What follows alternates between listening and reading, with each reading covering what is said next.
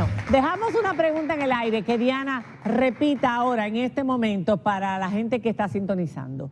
Con relación a la deducción a los afiliados de las pérdidas en sus carteras.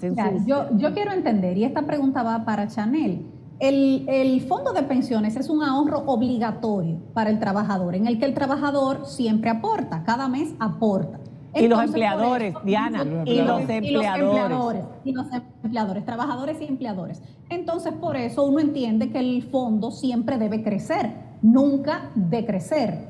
Ese fue el espíritu, Chanel, de la ley y ese resguardo que se estableció de un fondo de garantías para cubrir los riesgos. Entonces uno se pregunta, ¿por qué aquí el riesgo lo asumió el afiliado? ¿Cuál es el espíritu de la ley en ese sentido? ¿Cómo se llama el fondo?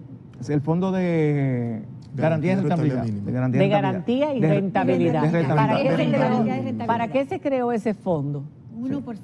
De 1%. Mira, primero, déjame un poco contextualizar el tema.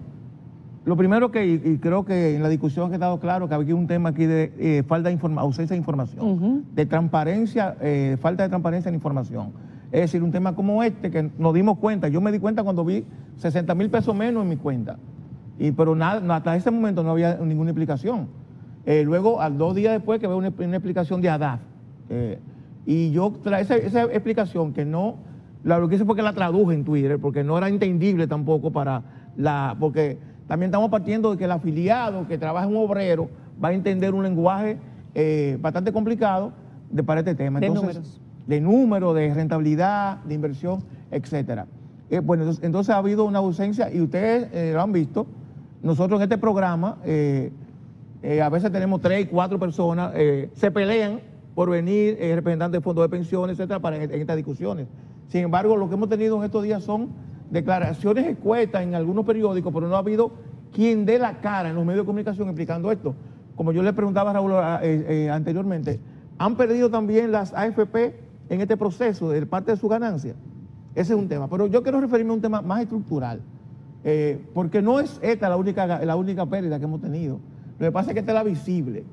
Esta es la visible, pero hay otra pérdida que nosotros hemos tenido, los pensionados, los afiliados, y es, señores, la rentabilidad, y yo tengo años luchando contra eso, la rentabilidad que se publica en nuestros estados, la rentabilidad nominal.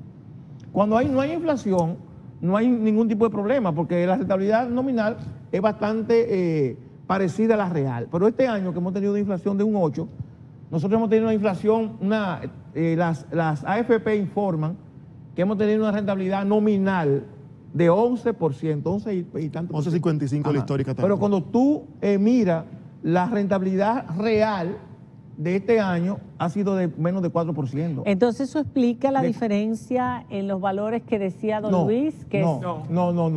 Eso significa que nosotros hemos tenido también otra pérdida, y es la pérdida, lo que tiene que ver con la capacidad adquisitiva de los recursos que tenemos depositados.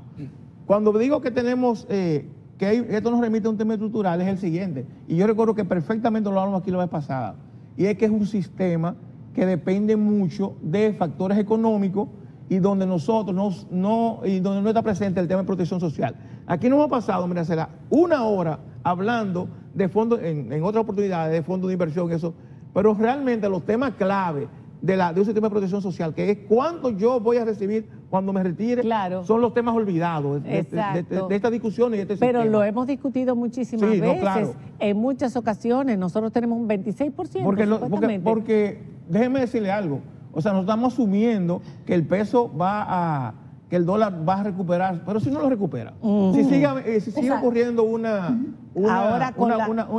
apreciación del peso. Con el conflicto que hay, por ejemplo. O sea, sí, pero yo creo que estamos partiendo de que, y yo creo que sí, es probable que de nuevo retome. Pero nadie dice del fondo de emergencia, de rentabilidad. ¿Qué pasa? El fondo de garantía. Lo que pasa es que lo que le da sentido a la función de la AFP es la administración de ese fondo para hacer inversiones y asegurar un crecimiento, una rentabilidad real que incremente el fondo. No solamente, como decía Diana, con los aportes de los empleados y los empleadores, sino con un incremento, una rentabilidad real de las inversiones.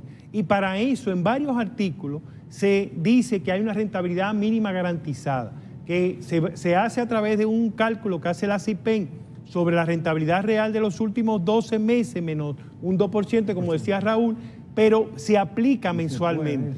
Lamentablemente, uno de los grandes problemas que tenemos en el país, y se refiere a esa parte estructural que decía Chanel, es que tenemos un sistema que favorece a las instituciones como las AFP, las ARS, dándole a ellos un aseguramiento de su ganancia, pero sin garantizar lo que la misma ley establece para los afiliados. Don Luis es un psicólogo, ¿eh? Es un psicólogo que lleva 21 años cotizando desde que la ley empezó se hizo activa, porque fue en el 91, pero en el 93 fue que empezaron la... No, en 2003, o sea que estamos hablando de 21 años en el caso de él. Pero él se ha informado y hay mucha gente que se ha informado, a diferencia del pasado. Díganos de ese fondo, ¿qué pasó? ¿Por qué no se sacó? No se lograron, o sea, ¿por qué en lugar de cargárselo a los afiliados no se utilizaron esos fondos? A los afiliados. Claro, No entiendo. Claro. Alguien que nos explique. Por eso, riesgo hay que precisarlo para poder conectarlo con temas puntuales de la ley. Las administradoras de fondos de pensiones administran buscando ¿qué?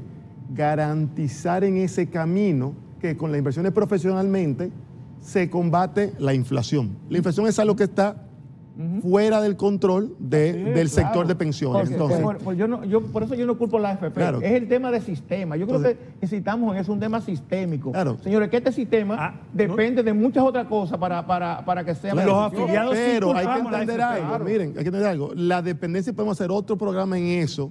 Esto es un sistema que sí está interrelacionado con toda la economía y eso es otra dimensión. Pero cuando la inflación en promedio anda en un 4%, es verdad que este año es muy particular, y la rentabilidad en promedio anda en 11.55, estamos hablando que en ese promedio histórico estamos ganándole a la inflación en 7.55.